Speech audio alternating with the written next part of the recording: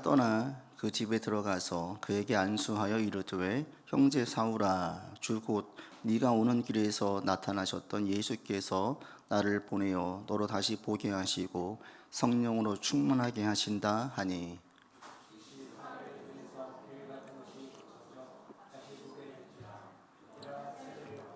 음식을 먹음에 강건하여지니라. 사울이 다메섹에 있는 제자들과 함께 며칠 있을새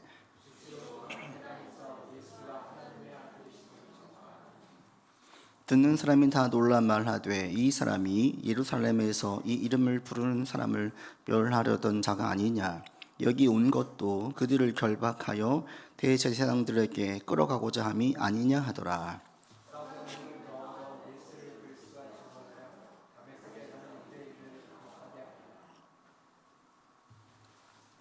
아멘. 가끔 간증을 보면, 간증을 들으면 극적인 변화들을 많이 보게 되죠. 간증이 이제 보통 그렇게 많이 나오죠. 과거에 조폭 생활을 했었는데 조폭을 청산하고 신앙생활을 한다라든지, 알코올 중독에 빠져 있었는데 알코올을 끊고 생활을 한다라든지. 전에 이제 기억났던 간증 중에 한 가지가 공부를 잘 못했었는데 하나님께 지식의 은사를 받아가지고 공부를 잘하게 된 그 원종수 권사님이라고 계시거든요. 이분 그때 아주 유명했었어요. 아시는 분들은. 그래서 지식의 은사를 달라고. 이분은 하나님께서 은사를 주셔가지고 책을 읽으면 사진처럼 찍힌대요. 시험 볼 때 문제를 풀려고 하면 페이지가 싹 넘어간대요. 몇 페이지 몇째 줄 이게 나오니까 암기 과목은 다 100점이래요. 수학만 못 맞았고 나머지는 다 100점이래요. 이분이 서울대 의대를 수서로 졸업을 했고, 그 다음에 국가의사고시 있잖아요. 그거 수석했어요. 그래서 나중에 이제 미국으로 유학 갔다 왔는데 제가 어제 궁금해가지고 한번 근황을 찾아보니까 목사님 되셨더라고요. 거기 감리교 쪽에 있는 권사님인데요. 권사님으로 계시다가 장로님 되셨다가 이제 신학을 공부하신 것 같아요. 그래서 몇 년 전 거 간증을 보니까 이제 목사님으로 올라와 있던데, 이런 분들을 보게 되어지면 그걸 바라죠. 극적인 어떤 역사가 우리 가운데 있기를 바라죠. 근데 그런 극적인 역사가 절대 빼놓을 수 없는 인물이 오늘 본문에 나와 있는 사울이에요.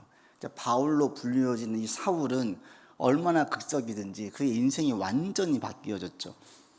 예수님을 믿는 자들을 잡아 죽이겠다고 그렇게 살아왔던 그 사람이 갑자기 그 예수님을 믿는 추종자가 된 거예요. 어떻게 보면 되냐면, 친일파로 서가지고 그렇게 일본 앞잡이 했던 사람이 갑자기 독립운동가가 돼가지고 목숨을 바치는 거예요. 이렇게 이해하시면 돼요.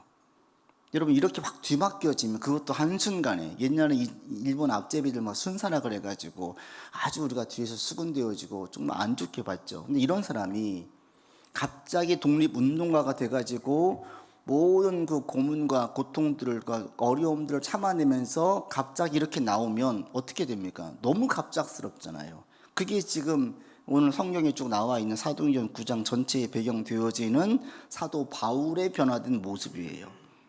이 사람이 다메섹에 온 것도 믿는 자들을 잡아 죽이려고 왔었고, 다 그렇게 알고 있었는데 갑자기 바뀌어져 가지고 그 믿는 자들 편에 서서 예수를 주로 고백을 하고 예수님이 하나님의 아들이라고 이야기하고, 이렇게 나오니까 이게 아주 상당히 충격적인 거죠.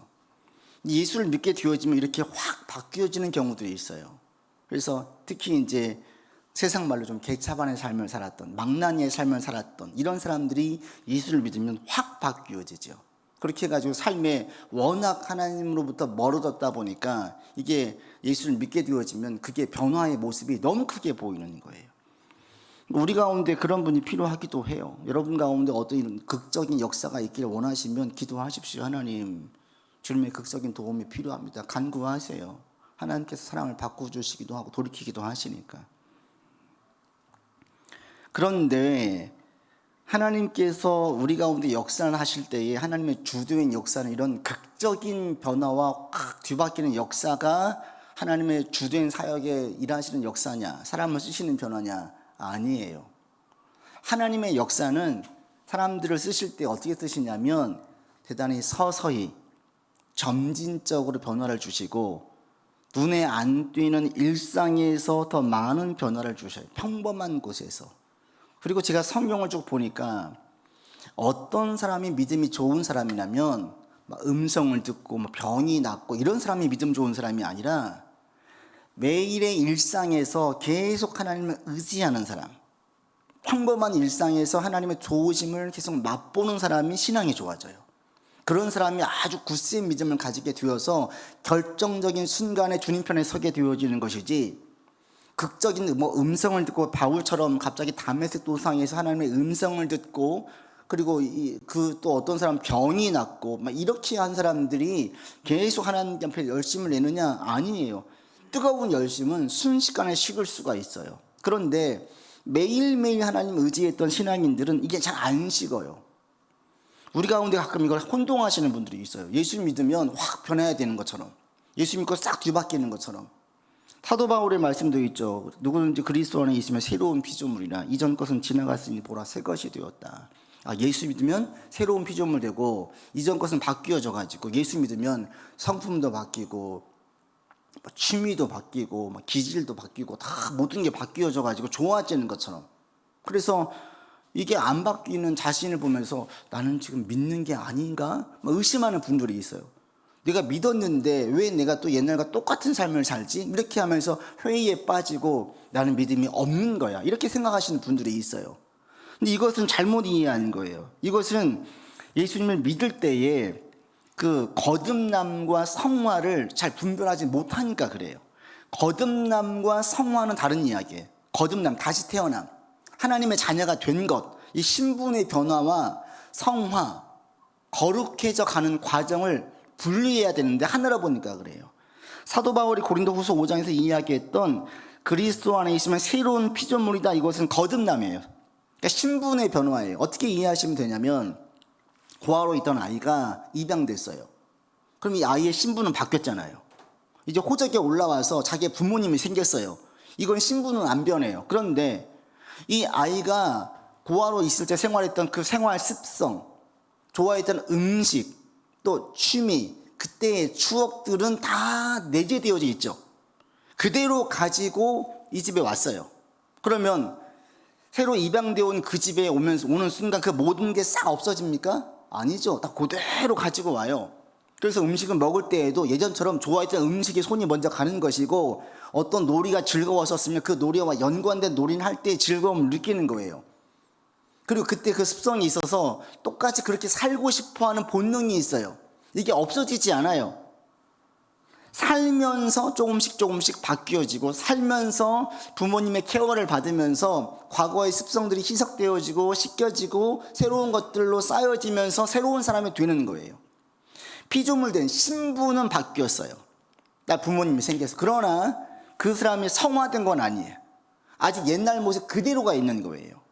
이걸 구별하지 못하면 내 가운데 옛날 모습이 나올 때 막 실망을 하는 거예요. 과거에 저도 그랬거든요. 내가 믿는다고 했는데 왜 이렇게 나는 계속 죄를 짓지?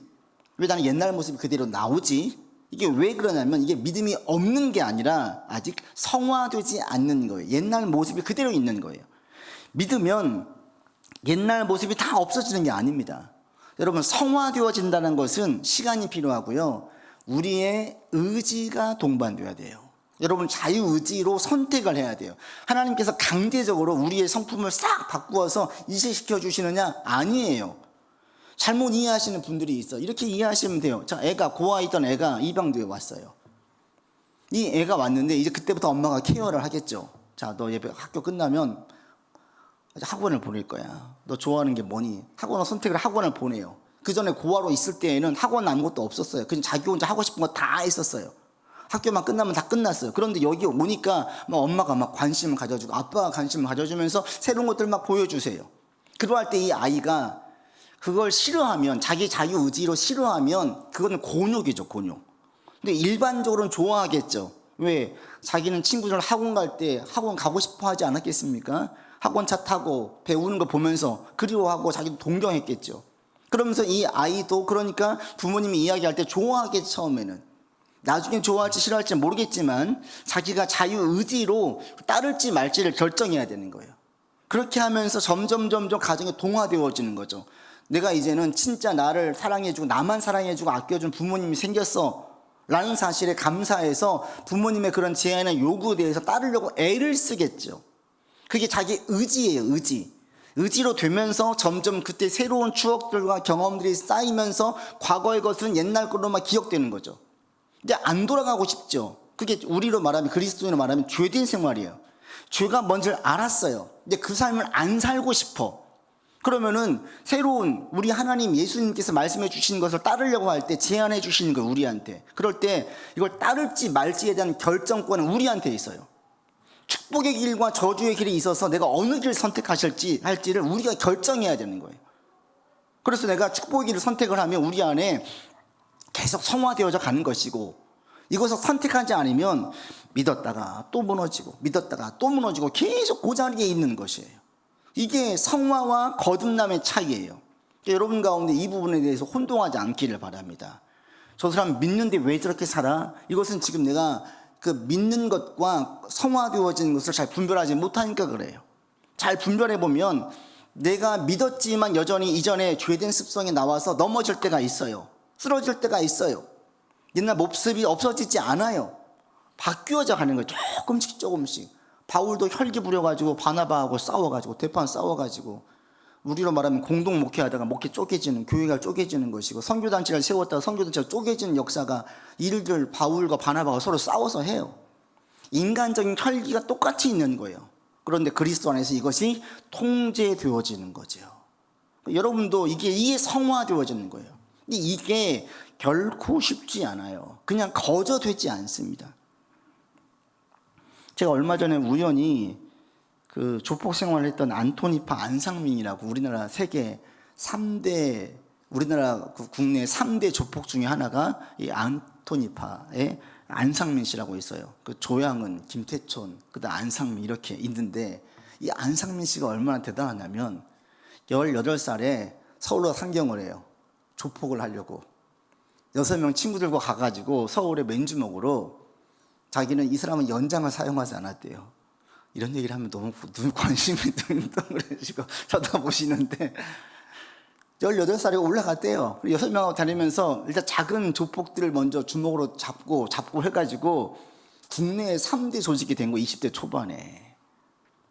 그리고 이 사람은 연장을 안 쓰는 걸로 유명하대요. 시라손이 이후로 맨손으로 보통 연장을 많이 쓰는데, 그리고 자기 연장을 안 썼대요. 근데 이렇게 하다 보니까 정치인들이 또 이제 사용해가지고 거기에 연루돼가지고 10년을 살고 왔어요.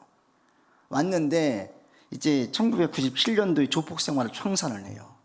청산한 결정적인 계기는 아내 때문이에요. 이 아내가 초등학교 동창인데, 그러니까 어릴 때부터 알고 지냈잖아요.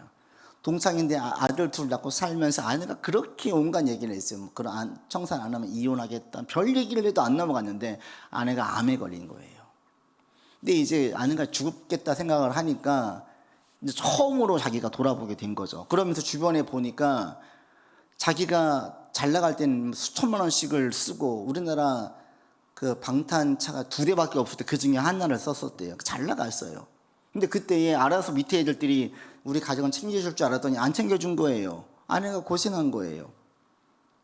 그리고 가만히 보니까 자기 아내만큼 의리 없는 사람이 없더래요. 가장 의리 있는 게 누구냐 보니까 자기 아내들하는 거예요. 끝까지 지켜주고 있는 게. 그래서 청산을 했어요.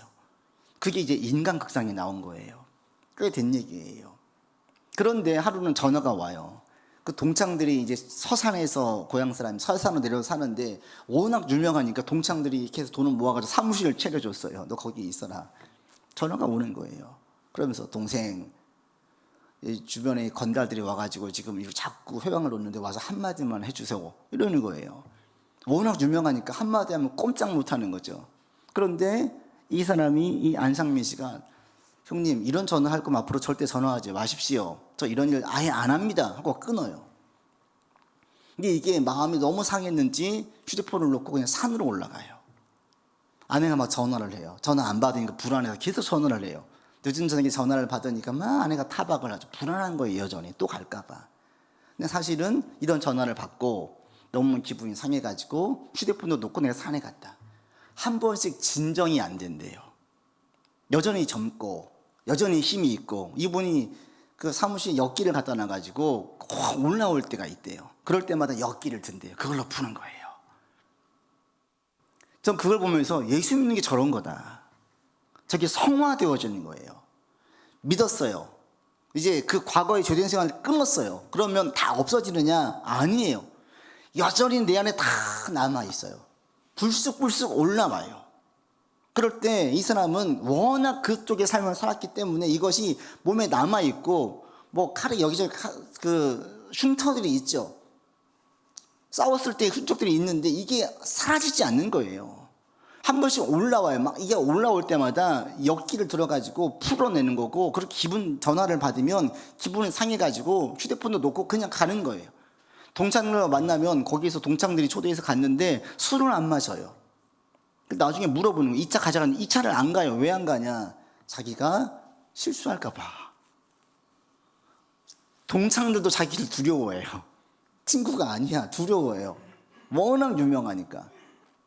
자기가 혹시 친구들에게 이 옛날같이 엄포를 놓을까 봐 2차 가져가는데 안 가고, 술을 마시는데 안 마시고 음료를 마시는 거예요. 자기는 실수할까 봐. 일반인들은 술 보통 마시면 그렇게 실수하지 않는데 워낙 이 사람의 삶이 망가진, 너무 나간 삶이었기 때문에 그게 또 나올까 봐서 아예 안 마신대요. 이게 성화되는 거예요. 성화되는 거. 믿는 것과 성화는 다른 거예요. 우리 안에 죄된 모습들이 있어서 믿는 다음에도 여전히 이게 불쑥불쑥 올라와요. 그런데 이걸 한번 하고 나면 어때요? 확 무너지겠죠. 다시 이렇게 세우려면 또 힘이 들겠죠. 그러니까 그렇게 가기 싫으니까 아예 안 하는 거예요. 술 마시는 게 죄입니까, 여러분? 아니에요. 담배 피는 게 죄입니까, 여러분? 아니에요. 그런데 이것이 내 신앙생활에 너무나 큰 영향을 준다. 나는 이게 지금 잘못 배워가지고 무너진다. 그러면 안 하는 거예요. 자기한테는 문제가 되니까. 저희 동기 목사님 가운데 같이 우리가 탁구를 하는데 운동을 탁구를 안 해요. 왜 안 하냐 그랬더니 자기가 승부욕이 못된 기질이 있어가지고 하면 꼭 이겨야 되는 거예요. 이분 그런 분 있잖아요. 안 이기면 이길 때까지 하자고 하는 거야. 지고 나면 너무 기분이 상하는 거야. 자기가 이런 기질이라 운동을 즐기는 게 아니라 지면 지는 대로, 이기면 이기는 대로 가야 되는데 자기 기질은 지면 못 견디는 기질이야. 그래서 아예 운동을 안 해요. 이 친구 취미가 뭐냐면 산에 올라가는 거예요.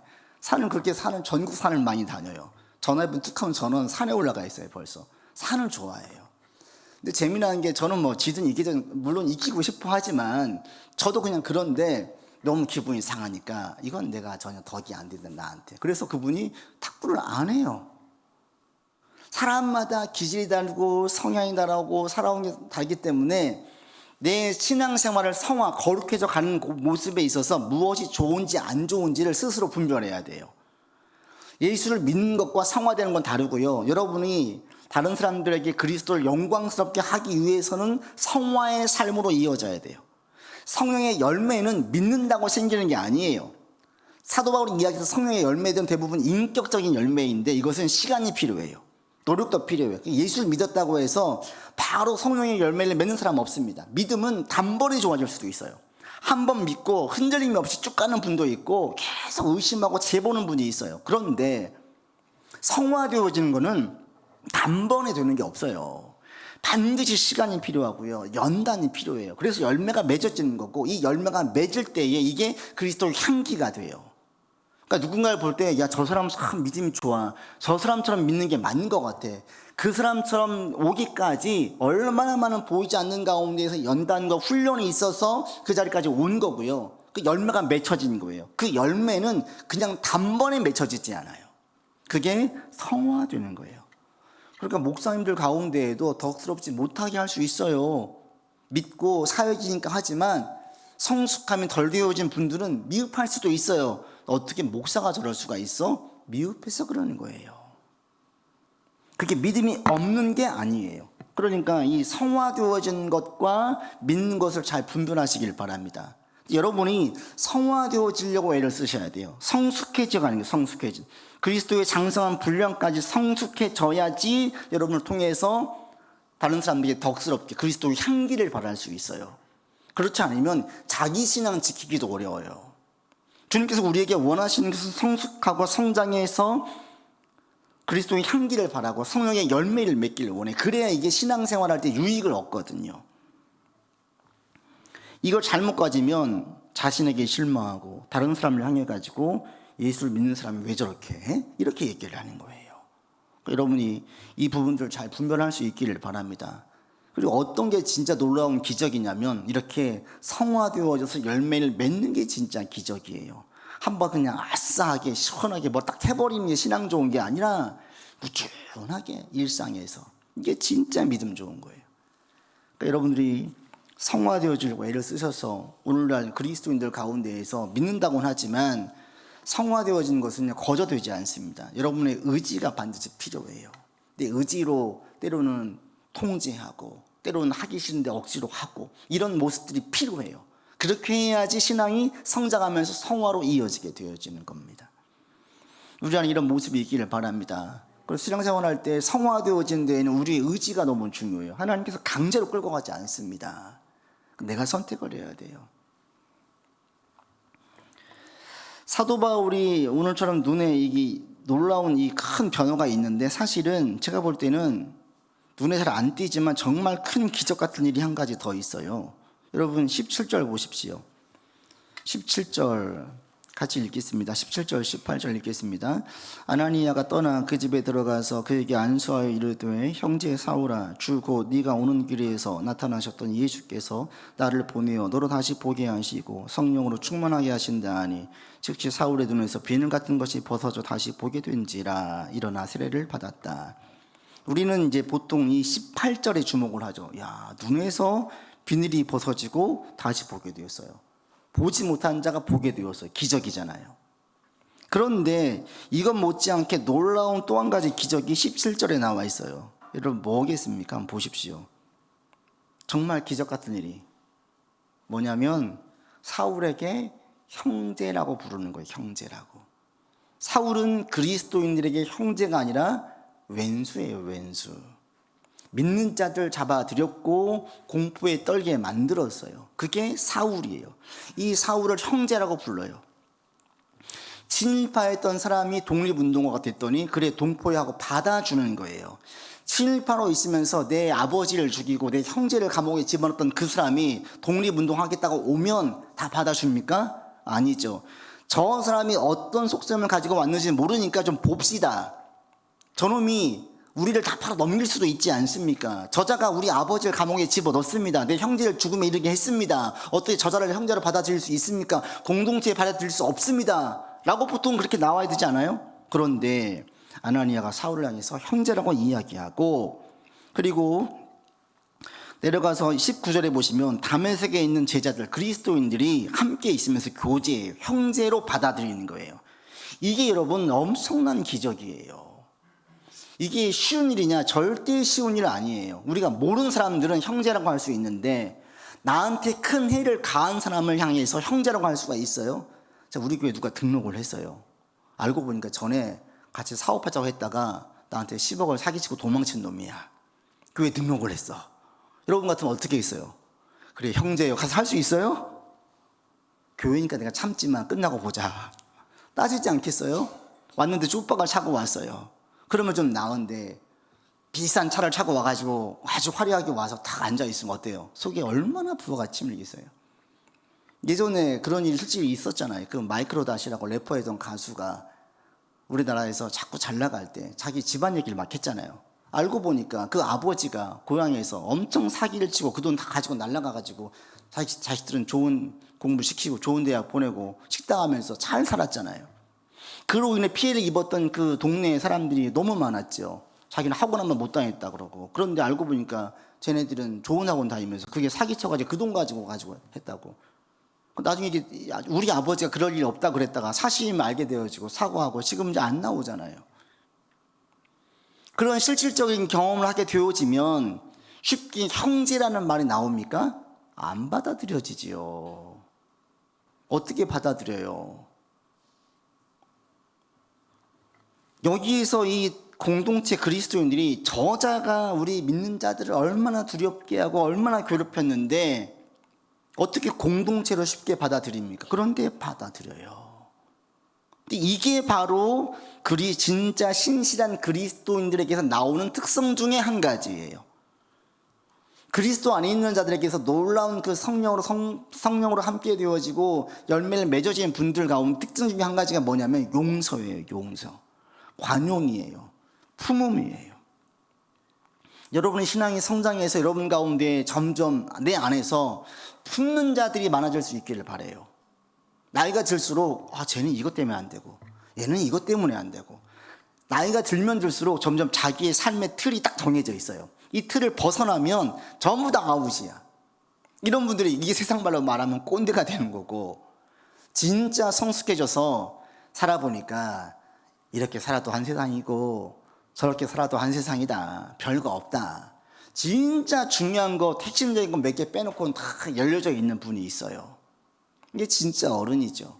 유연한 거예요. 많은 경험을 쌓이다 보니까 삶이 정형화될 수 없거든요. 한 가지로 답이 안 나오거든요. 워낙 다양한 삶들이 있으니까 다 품는 거예요.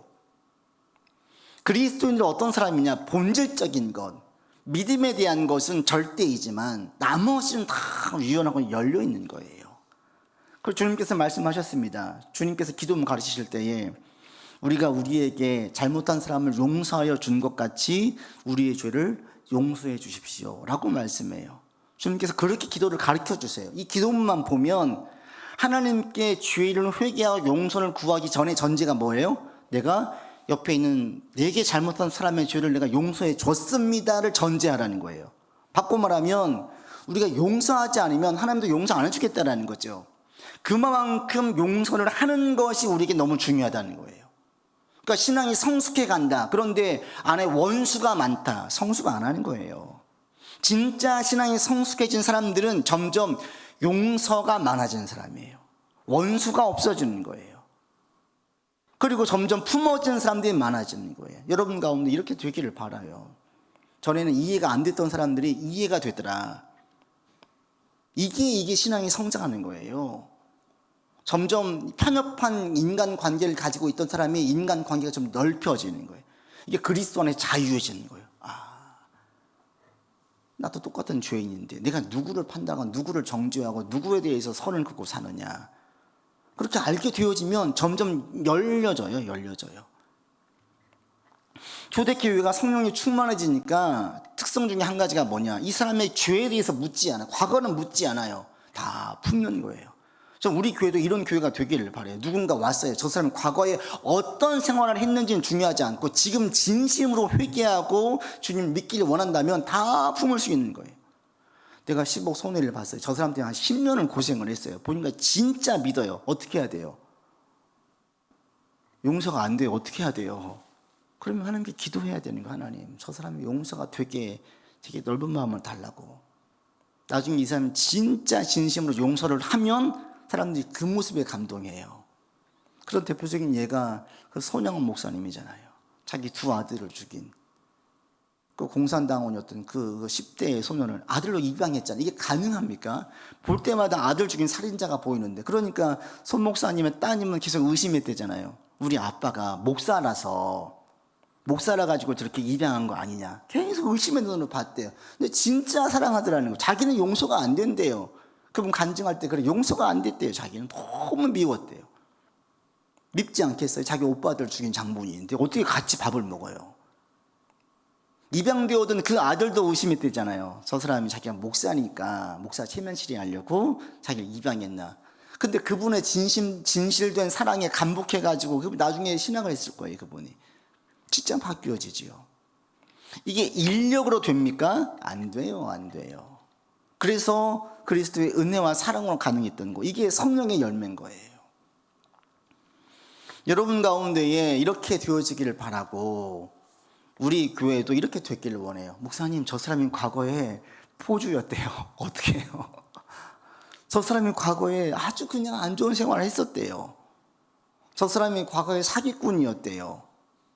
근데 지금 만약에 당당하게 내가 사기했지만 뭐 어때? 이러면 절대 안 돼요. 받아들일 수 없어요. 진심으로 회개를 하고 용서를 구하고 잘못됐음을 인정했을 때 우리는 그가 어떤 삶을 살았든지 간에 다 품을 수 있어야 돼요. 그게 성숙한 공동체의 모습이고 성숙한 개인의 모습이에요. 여러분 개개인들도 안에 원수 맺는 사람들이 없어지기를 바라요.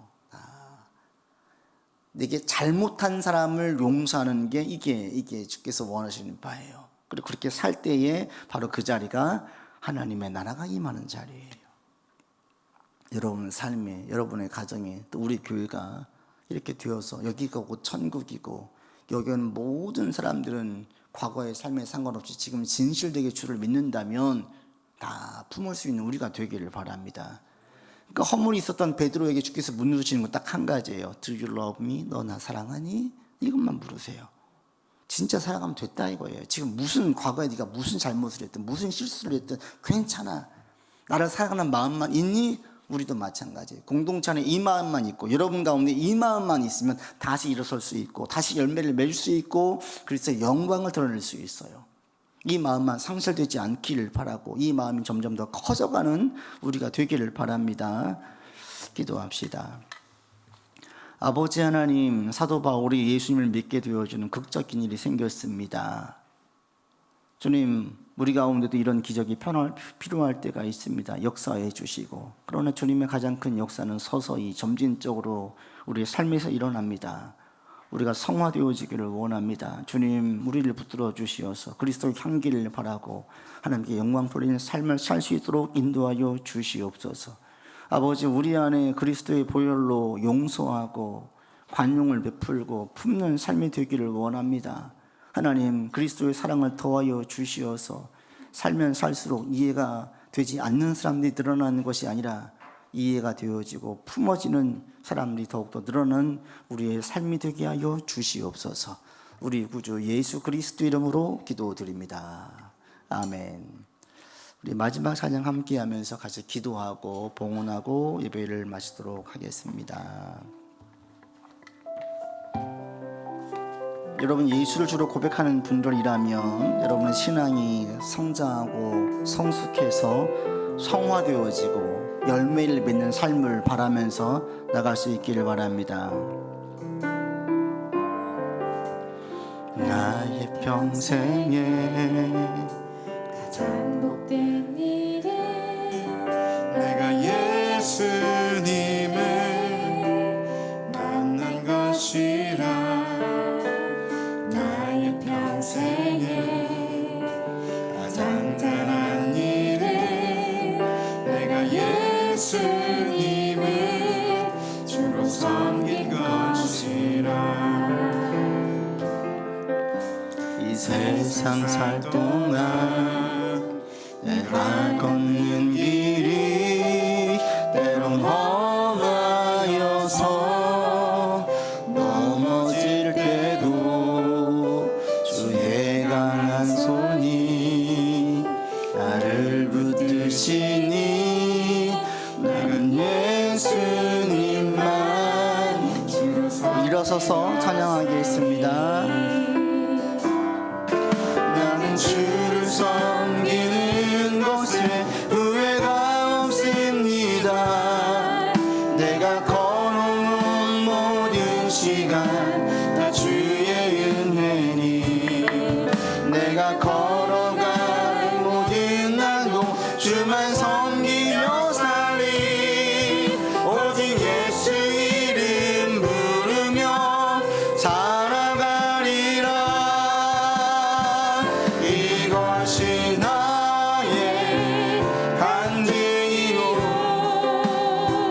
이것이 나의 찬송일세. 나 사는 동안 끊임없이 그를 찬송하리. 나는 주를 섬기는 것에, 나는 주를 섬기는 것에 후회가 없습니다. 내가 걸어온 모든 시간 다 주의 은혜니, 내가 걸어간 모든 날도 주만 섬기며 살리. 오직 예수 이름 부르며 살아가리라. 이것이 나의 간